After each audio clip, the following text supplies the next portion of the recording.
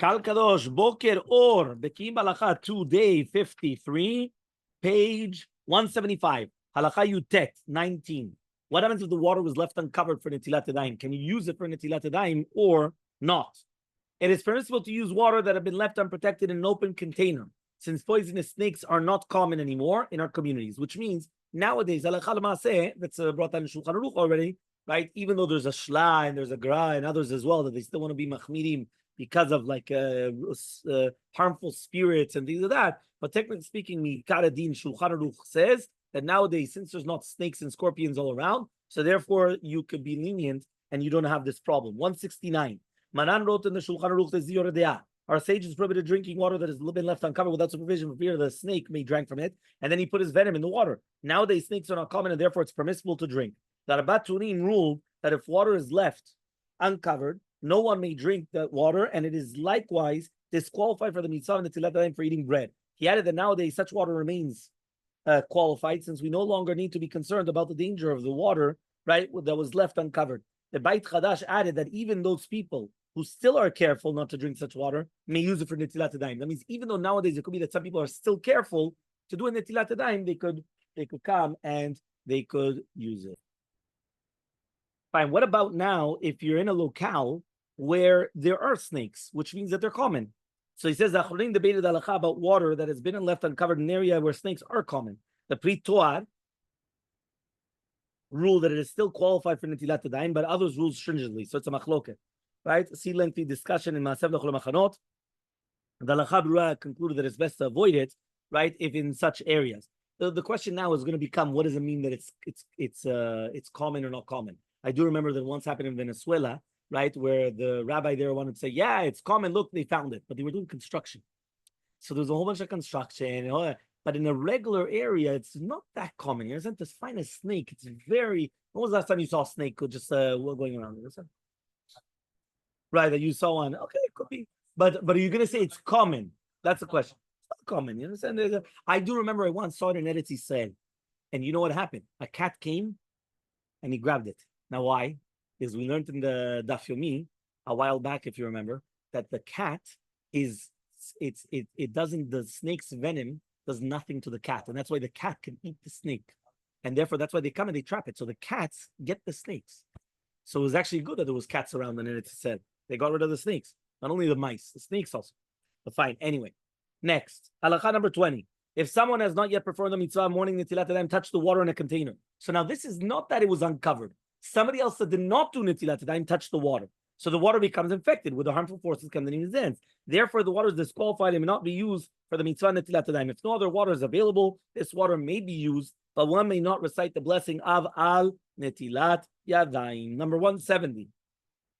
Right? Maran ruled in the Bet Yosef that if someone dips his hands 3 times in a bowl of water, he may say Kriyat Shema and the Tefillah, but he did not remove the evil spirits from his hands. The only way to get rid of it is putting his hands in water 3 times. Dipping the hands into a bowl can count as only 1 time, and if he dips it in 3 other bowls, then fine, right? To advance it. This is because the water in the container has become contaminated. So what does it help now to dip it again the second time around in the same bowl? Okay?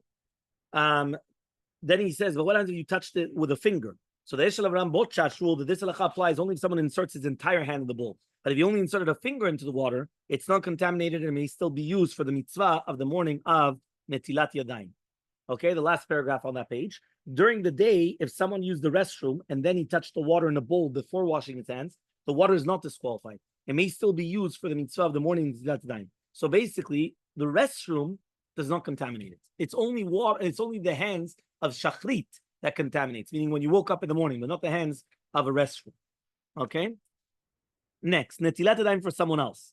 Okay? If someone has not yet performed the mitzvah of Netilat Yadayim, he may not pour in somebody else's hands to do the mitzvah.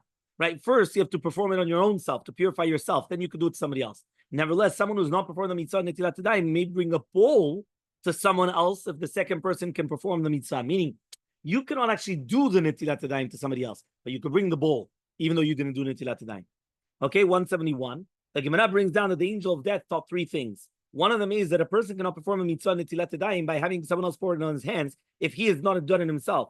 The Zohar HaKadosh teaches this is the intent of the pasuk. The pure person sprinkles the water on the impure person. Meaning, you always have to be pure. Then you do it on the impure. And by the way, that's the reason why by kaparot also, you first do it to yourself and then to the rest of your family. You don't do it to your family and then to yourself. You have to be pure first. So you always do yourself first, and then you do it. It's like Lavdila Lefadolot in the plane. You first put on your own mask, and then you put it on the children. You put it on anybody else at your company. And so the concept, okay? Fine. Water poured by a non-Jew. One may not employ a non-Jew to pour the water in one's hands to do the mitzvah of Netilat Yadayim. It is permissible, however, to use a container of water that was filled by a non-Jew, as long as the non-Jew does not pour the water in the Jew's hand. Meaning like this. Again, the non-Jew could bring you the water, but he cannot pour the water in your hands. You have to do it to yourself. He cannot. A non-Jew cannot do it. Or you could get another Jew that already did it, but you cannot get a non-Jew to do it. 172. Maran and the Bet Yosef demonstrated that the Rishonim debated whether one may employ a non-Jew to pour one's water in the hands for the mitzvah or not. And the Shulchan Aruch, it is to do with eating bread. The Shulchan Aruch ruled that it is permitted. And this is halakha as presented in the Yosef English edition, although the Ben Ish Chai recommended it as stringency.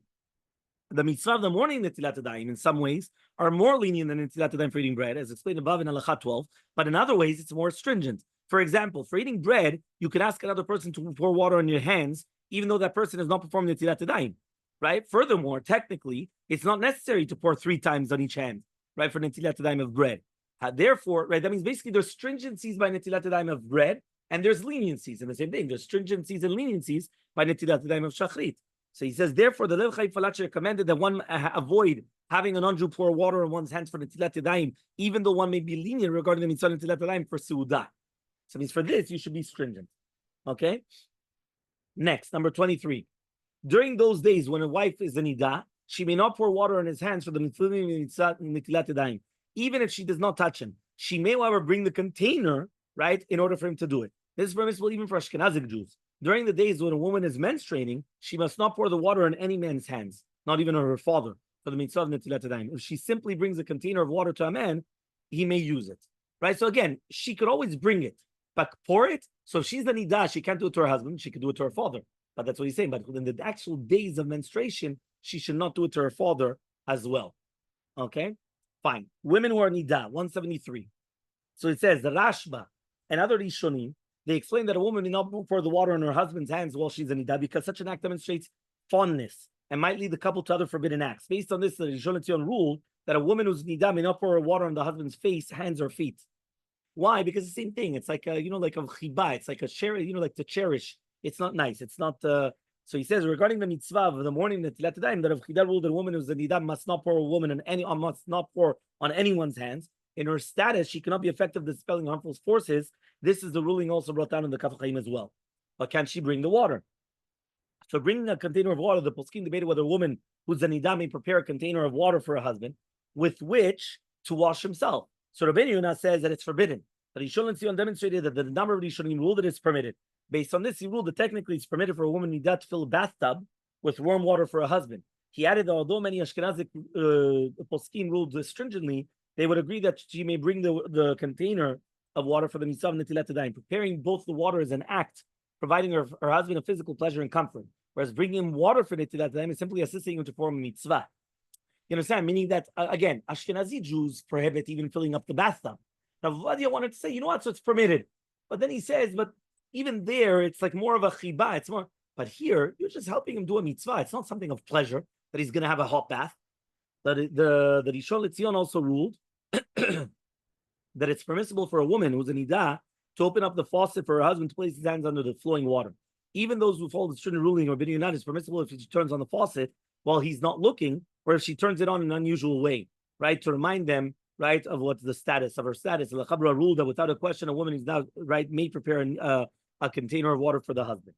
Okay, so there's no problem. Somebody actually just asked me the question 2 days ago: Can a woman turn on the dud shemesh for her husband? The dud shemesh is like the hot water boiler. So for sure, there's no problem. That's very far. Exactly. So that there's no problem whatsoever. A woman who's not a nidah. The Shulchan Aruch states that it's forbidden for a man to employ a woman, whether she's an adult or a child, to wash his hands, face, or feet. Meaning a man cannot get any woman to do it. Forget about nidah now. The Kaf HaChaim Sofer states that this applies only to bathing for comfort, since it's an intimate act. But it is technically permissible, however, for a woman to wash a man's hands if it's for a mitzvah. Nevertheless, it's the best to avoid it as well. Maran Rishon LeZion questioned the authenticity of this leniency, but he agreed that it is certainly permissible for a woman to bring a container for a man to Netilat Yadayim. Meaning, forget about now the actual washing, but for sure bringing a container should not be a problem.